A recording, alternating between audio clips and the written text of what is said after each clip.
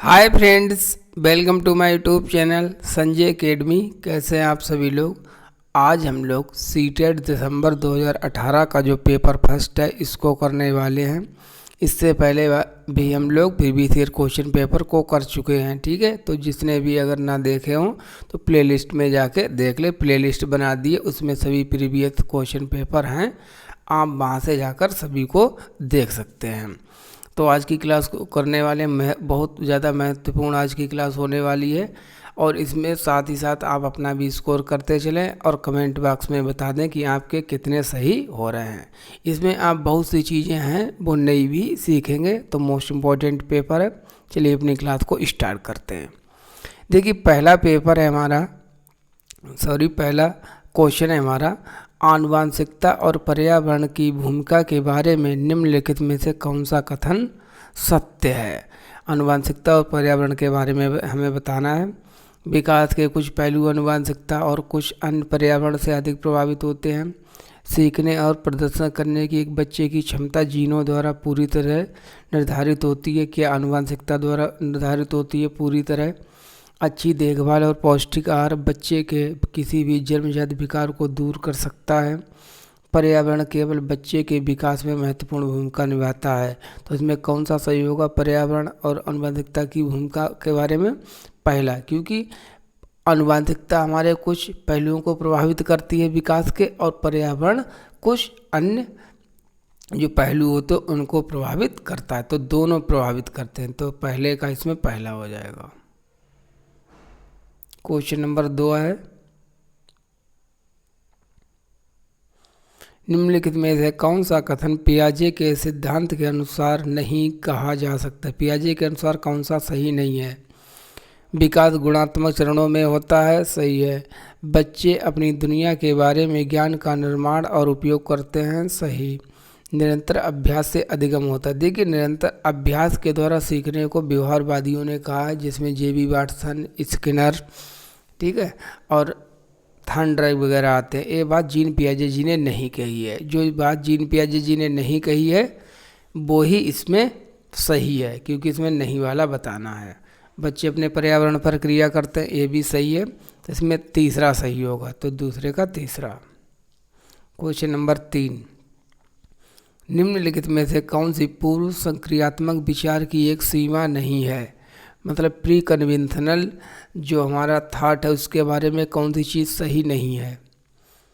ध्यान केंद्रित करने की प्रवृत्ति, प्रतीकात्मक विचार का विकास, अहमता, अनुक्रमणीयता, इरिवर्सिबिलिटी, और इसको कहते हैं इगोसेंट्रिक। बताइए तो इसमें कौन सा होगा। 3 जो होती प्री कन्वेंशनल स्टेज की विशेषताएं हैं, एक नहीं है। जीन पियाजे जी ने कितनी अवस्थाएं दी हैं, 4 अवस्थाएं दी हैं। तो उसमें जो दूसरी वाली है जिसकी एज होती है 2 से 7 वर्ष, तो इसकी हमको एक विशेषता नहीं है वो बतानी है। तो इस वाली अवस्था में जो है बच्चे प्रतीकात्मक विचार का विकास नहीं हो पाता है। तो तीसरे का दूसरा सही है। देखिए 1-2 क्वेश्चन ऐसे भी होंगे जो गलत होंगे, ठीक है, थोड़े समझने में डिफ़िकल्ट लग सकते हो। कोई बात नहीं, जितना क्वेश्चन चैलेंजिंग होगा हमारे लिए सीखने के लिए उतने ही अवसर ज़्यादा मिलेंगे। चौथा, के अलावा नेगेटिव क्वेश्चन है, निम्नलिखित कारणों से खेल युवा बच्चे के विकास में एक महत्वपूर्ण भूमिका निभाता है। वे अपने शरीर पर निपुणता प्राप्त करते हैं, यह उनकी इंद्रियों को उत्तेजित करता है, यह समय बिताने का एक सुखद तरीका है, वे नए कौशल हासिल करते हैं और सीखते हैं कि उन्हें कब उपयोग किया जाए। तो देखिए जो खेल से संबंधित हैं और तो बातें सभी सही हैं, लेकिन एक सही नहीं है। वो कौन सा सही नहीं है, यह समय बिताने का एक सुखद तरीका है। तो चौथे का तीसरा सही है। क्वेश्चन नंबर 5, निम्नलिखित में से कौन सा प्रश्न बच्चे को गंभीर रूप से सोचने के लिए आमंत्रित करता है। ऐसा वो कौन सा क्वेश्चन है जिसमें बच्चा अधिक सोचे विचार करेगा। क्या आप इसका उत्तर जानते हैं। सीधा सीधा इसको हमको उत्तर देना है। सही जवाब क्या है। क्या आप इसी तरह की स्थिति के बारे में सोच सकते हैं। विभिन्न तरीक़ों से हम इसे कैसे हल कर सकते हैं। देखिए कोई चीज़ है तो उसको हम डिफरेंट प्रकार से कैसे कर सकते हैं, तो इसके लिए हमको अधिक सोचना पड़ेगा और जिसमें हमको अधिक सोचना पड़ेगा वही हमारा सही है। तो 5वें का चौथा। क्वेश्चन नंबर 6 है, निम्नलिखित में से कौन सा विकल्प प्रगतिशील शिक्षा का सबसे अच्छा वर्णन करता है? करके सीखना, परियोजना विधि, सहयोग से सीखना, थीमेटिक इकाइयाँ, नियमित इकाइयाँ, रैंकिंग, व्यक्तिगत अधिगम, क्षमता समूह बनाना, छात्रों की लेबलिंग करना, परियोजना विधि, क्षमता समूह बनाना, रैंकिंग करना। देखिए बच्चों की कभी भी रैंकिंग हमको करनी ही नहीं है, लेबलिंग करनी ही नहीं है। तो ये 3 तो ऐसे ही गलत हो गए। तो प्रगतिशील शिक्षा सबसे अच्छा वर्णन कौन सा करता? पहला वाला। तो 6 का पहला सही हो जाएगा। क्वेश्चन नंबर 7 कहते हैं, देखिए कितना अच्छा क्वेश्चन है। प्रगतिशील शिक्षा के बारे में निम्नलिखित में से कौन सा कथन बताता है शिक्षा स्वयं ही जीवन है? ठीक है, शिक्षा क्या है? अपने आप में जीवन है। स्कूल शिक्षा को यथासंभव लंबे समय तक जारी रखना चाहिए। स्कूलों की आवश्यकता नहीं है, बच्चे अपने जीवन के अनुभव से सीख सकते हैं। स्कूलों में शिक्षा सामाजिक और प्राकृतिक दुनिया को प्रतिबिंबित करे। जीवन सच्चा शिक्षक है। देखिए तो इसका मतलब ये है शिक्षा स्वयं जीवन है कि जो हम स्कूल में जो अपने विद्यालय में पढ़ें वो चीज़ हमारे सामाजिक सांस्कृतिक संदर्भ से जुड़ी हुई होनी चाहिए। तो इसलिए 7वें का तीसरा सही है। क्वेश्चन नंबर 8 है हमारा,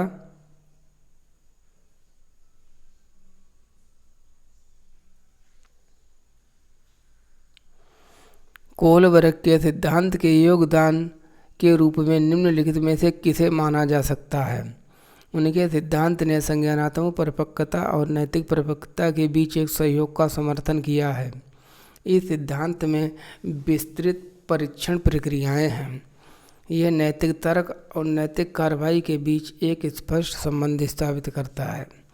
उनका विश्वास है कि बच्चे नैतिक दार्शनिक हैं। तो कोलबर्ग जी ने क्या कहा है हमको ये बताना है। देखिए कोलबर्ग ने सीधी सी बात की है कि बच्चों की जो है कोग्निटिव मैच्योरिटी की बात की है और उनकी जो मोरल मैच्योरिटी होती, नैतिक परिपक्वता है, इन दोनों के बीच में कैसा संबंध है, कैसे एक दूसरे को रेसिप्रोकेट करते हैं। तो 8वें का हो जाएगा हमारा पहला वाला। ठीक है, चलिए आगे चलते हैं।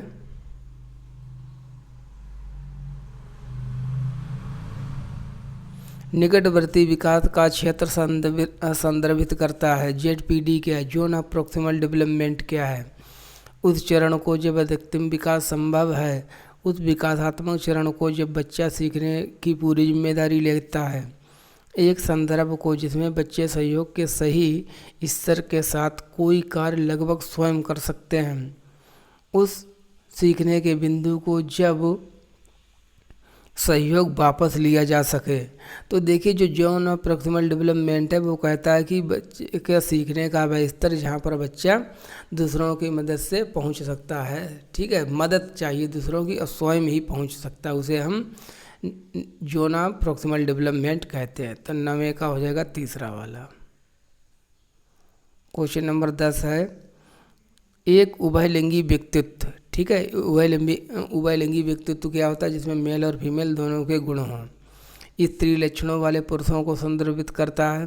में आम तौर पर माने गए मर्दाना और स्त्री गुणों का समायोजन होता है। में दृढ़ और अहंकारी होने की आदत है। समाज में प्रचलित रूढ़िवादी लिंग भूमिकाओं का पालन करता है। क्या एक उभयलिंगी व्यक्तित्व वाले लोग ये करते हैं? ठीक है, इसमें सीधी सी बात की है जिनमें दोनों के लक्षण हो, मेल और फीमेल के। तो इसका हो जाएगा 10वें का दूसरा वाला। क्वेश्चन नंबर 11, बच्चे को छोड़कर नहीं है, एक को छोड़कर अन्य सभी के द्वारा लिंग भूमिकाएं ग्रहण करते, लिंग भूमिकाएं सीखते हैं। केवल एक चीज़ में नहीं सीखते हैं, मीडिया में सीखते हैं, समाजीकरण में भी सीखते हैं और संस्कृति में भी सीखते हैं। लेकिन ट्यूशन में जो है, कोचिंग में जो बच्चे हैं वो जो जेंडर रोल्स होते हैं इसके बारे में कुछ भी नहीं सीखते हैं। तो 11वें का हो जाएगा हमारा चौथा।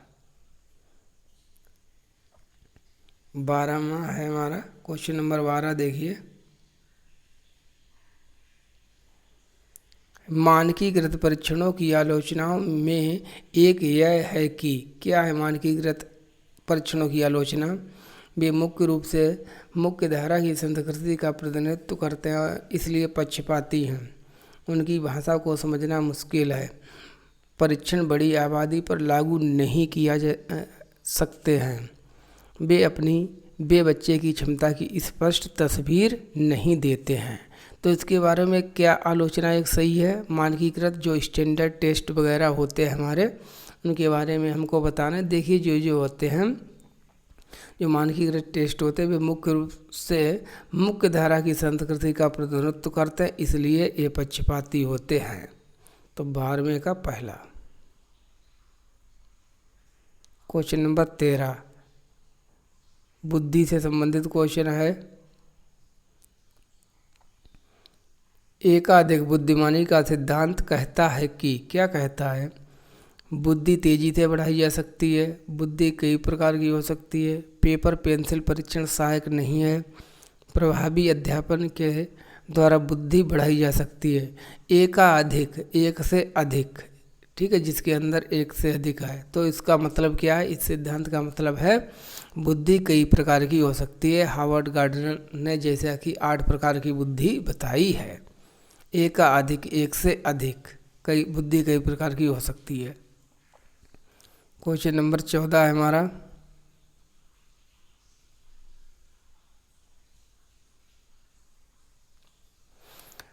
शिक्षक सीखने के लिए मूल्यांकन और सीखने के मूल्यांकन दोनों का उपयोग कर सकते हैं। कैसे कर सकते हैं?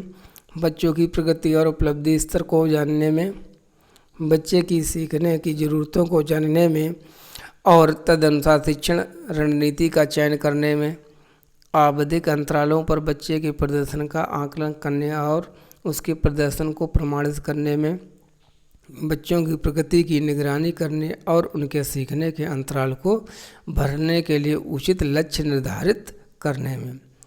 तो इसका कौन सा आंसर हो जाएगा? 14वें का। देखिए पहला वाला इसका सही होगा बिल्कुल। बच्चे की सीखने के लिए मूल्यांकन और सीखने के मूल्यांकन दोनों का उपयोग कर सकते हैं। किसके लिए कर सकते हैं? आवधिक अंतरालों का प्रदर्शन प्रमाणित करने में, बच्चे की प्रगति की निगरानी करने, उचित लक्ष्य निर्धारित करने में। तो इसमें 14वें का जो होगा वो चौथा वाला सही होगा। बच्चों की प्रगति की निगरानी और उनके सीखने के अंतराल को भरने के लिए उचित लक्ष्य निर्धारित करने में। 14वें का 4। क्वेश्चन नंबर 15, निम्नलिखित में से कौन सा सतत और व्यापक मूल्यांकन से संबंधित सही नहीं है? नकारात्मक क्वेश्चन है, नहीं वाला, इसको सर्किल कर लीजिए, ठीक है। तो कौन सा नहीं होगा? इसे भारत के शिक्षा के अधिकार अधिनियम द्वारा अनिवार्य किया गया है। यह शिक्षण अधिगम प्रक्रिया का एक अभिन्न अंग है। ये विभिन्न शिक्षा क्षेत्रों में बच्चे की उपलब्धि पर केंद्रित है। यह बच्चों को धीमे, खराब तथा बुद्धिमान होने के रूप में उपयोगी होता है। मतलब बच्चों की रैंकिंग करने में ये सहायक होता है। कि ऐसा होता है, देखिए हमको रैंकिंग नहीं करनी है तो जो नहीं करना है वही सही है, ठीक है। हम ऐसे नहीं करेंगे कि ये हमारा होशियार बच्चा है, ये मीडियम स्टूडेंट है और ये बिल्कुल ही मूर्ख स्टूडेंट है। इस प्रकार के बच्चों के ऊपर स्टिग्मा नहीं लगाना है। तो 15वें का चौथा। क्वेश्चन नंबर 16, बच्चों में प्रतिभाशालिता के कारण हो सकती है। किसके कारण हो सकती है? बच्चों में गिफ्टेडनेस, आनुवंशिकता और वातावरण के बीच एक अंतःक्रिया, एक संसाधन समृद्ध वातावरण, सफल माता पिता, एक अनुशासित दिनचर्या। तो बच्चों में कोई भी चीज़ हो, देखिए जहाँ पर वातावरण और आनुवंशिकता की बात की गई है तो ये दोनों की जो इंटरेक्शन होती है वो प्रभावित करती है। तब आनुवंशिकता और वातावरण के बीच एक अंतःक्रिया। आगे चलते हैं। क्वेश्चन नंबर 17 है, सामाजिक आर्थिक रूप से वंचित पृष्ठभूमि से आने वाले बच्चों को कक्षा के माहौल की आवश्यकता होती है जो उन्हें अच्छा व्यवहार सिखाता है, उन्हें के सांस्कृतिक और भाषाई ज्ञान को महत्व देता है तथा उनका उपयोग करता है। उनकी भाषा के उपयोग को हतोत्साहित करता है ताकि वे मुख्य धारा की भाषा सीख सकें। बच्चों को उनकी क्षमताओं के आधार पर वर्गीकृत करता है। फिर वर्गीकरण आ गया, वर्गीकरण नहीं करना है, हतोत्साहित नहीं करना है। तो इसमें क्या होना चाहिए? तो सीधी सी बात है, उनके सांस्कृतिक और भाषाई ज्ञान को महत्व देता है तथा उनका उपयोग करता है। तो 70वें का हो जाएगा हमारा दूसरा वाला। क्वेश्चन नंबर 18 क्या है? कक्षा में सृजनात्मक और प्रतिभाशाली बच्चों के लिए आवश्यक हस्तक्षेप निर्भर करता है कि हमको जो क्रिएटिव स्टूडेंट होते हैं और जो प्रतिभाशाली होते हैं उनके लिए हमको क्या कर। तो देखिए, हमको सृजनात्मक और प्रतिभाशाली बच्चों के लिए क्या क्या करना चाहिए। शिक्षकों द्वारा अनुकूलित और प्रेरक निर्देश तरीकों के उपयोग पर, उन्हें अतिरिक्त समय दिए जाने पर, उनके प्रति स्नेही होने के नाते पर, उन्हें अन्य बच्चों की पढ़ने की जिम्मेदारी देने पर। तो हमको क्या करना चाहिए प्रतिभाशाली बच्चों के लिए? देखिए, इसमें पहला है कि हम टीचर को एक उनके लिए शिक्षक द्वारा अनुकूलित और प्रेरक निर्देशन तरीके से उपयोग करना चाहिए, जिससे उनकी प्रतिभाशीलता और सृजनात्मकता जो है और ज़्यादा बढ़ सके। तो 18 का पहला हो गया। क्वेश्चन नंबर 19, अति संवेदनशील बच्चों को सीखने में मदद करने के लिए निम्नलिखित में से कौन सा तरीका उपयुक्त तरीका नहीं है? अति संवेदनशील मतलब हाइपर एक्टिव जो होते हैं, जो ज़्यादा समय तक अपना ध्यान केंद्रित नहीं कर सकते हैं, बेचैन हो जाते हैं। एक कार्य को छोटे प्रबंधित खंडों में तोड़ना, अधिगम के वैकल्पिक तरीकों की पेशकश, उनके दैनिक कार्यक्रम में शारीरिक गतिविधि का समावेश, बेचैन होने पर उन्हें अक्सर फटकार लगाना। देखिए, बच्चों को डांटना फटकारना आपको कभी है ही नहीं, तो इसमें कौन सा नहीं है? डांटना फटकारना। ठीक है, तो यही वाला सही होगा। तो 19 का हो जाएगा चौथा। 20 है, अलग अलग सोच वाले पैटर्न उन बच्चों की पहचान करते हैं जो किनकी पहचान करते हैं? विकलांग हैं, डिसलेक्सिक हैं, सृजनात्मक प्रतिस्थायी हैं। अलग अलग सोच वाले का मतलब जिनकी जो है डाइवर्जेंट थिंकिंग है। डाइवर्जेंट थिंकिंग वाले बच्चे कौन होते हैं? हमेशा सृजनात्मक बच्चे होते हैं, उन्हीं में ही डाइवर्जेंट जो थिंकिंग होती है वो विकसित होती है। तो 20 का तीसरा सही है। क्वेश्चन नंबर 21 क्या कहते हैं? निम्नलिखित में से कौन सा शिक्षक द्वारा कक्षा में बच्चों के लिए समस्या हल करने के तरीके का वर्णन नहीं करता है? सबसे अच्छा जो वर्णन है वो कौन सा इसमें नहीं करता? 3 तो वर्णन करते हैं प्रॉब्लम सॉल्विंग के लिए। किसी विशेष समस्या को हल करने के बारे में अपनी विचार प्रक्रियाओं पर चर्चा करना, कुछ हल करते समय गलतियों को करने के लिए प्रतिमानदार रहना, सोच विचार परीक्षण और विभिन्न उत्तरों जैसे शब्दावली का प्रयोग करना, अभिसरण उत्तर वाले प्रश्न पूछना। तो इसमें कौन सा नहीं करता हमको ये बताना है। तो अभिसरण का मतलब होता है कन्वर्जेंट। ठीक है, कन्वर्जेंट वाले प्रश्न पूछना। कन्वर्जेंट वाले नहीं, हमको बच्चों से डाइवर्जेंट थिंकिंग वाले अपसारी चिंतन वाले प्रश्न पूछने चाहिए, ना कि कन्वर्जेंट वाले। तो 21 का चौथा गलत होगा और जो गलत है वो ही सही है। क्वेश्चन नंबर 22 है, निम्नलिखित में से कौन सा संवेग है? ठीक है, इमोशंस कौन सी है? स्मृति, डर, ध्यान, उत्तेजना। देखिए, जन्म के समय जब बच्चा में केवल एक ही संवेग बताया गया था, उत्तेजना, लेकिन बाद में इसको उत्तेजना को संवेग की कैटेगरी से हटा देते हैं। मैकडूगल ने 14 मूल संवेग बताए हैं, लेकिन इसमें उत्तेजना को हटा दिया गया, उत्तेजना नहीं मानी जाती। तो इसका उत्तर कौन सा होगा? इसका उत्तर डर होगा। 22 का 2। 23, एक 3 साल का बच्चा बताता है कि दूध बूथ पर एक मशीन द्वारा दूध का उत्पादन होता है। निम्नलिखित में से कौन सा बच्चे की समझ का सबसे अच्छा स्पष्टीकरण करता है? मतलब एक बच्चा है, वो कहता है कि जो मशीन है वो दूध देती है, क्योंकि वो गया और उसने मशीन पर दूध लिया। तो ये किस चीज़ का वर्णन करता है? बच्चे को दुनिया का बहुत सीमित ज्ञान है, बच्चे का जवाब दूध बूथ से दूध खरीदने के अपने अनुभव पर आधारित है। बच्चे ने गायों को कभी नहीं देखा। बच्चे का परिवार बच्चे को प्रेरक वातावरण प्रदान नहीं करता।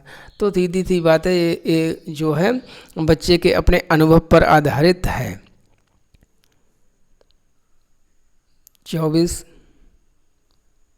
निम्नलिखित में से कौन सा शिक्षक की भूमिका का सबसे अच्छा वर्णन करता है। आप एक टीचर तो आपका क्या एक अच्छा रोल होना चाहिए। कक्षा में शिक्षक की सबसे महत्वपूर्ण भूमिका अनुशासन को बनाए रखना, केवल डिसिप्लिन में रखना। एक शिक्षक को निर्धारित पाठ्य पुस्तक का पालन करना चाहिए।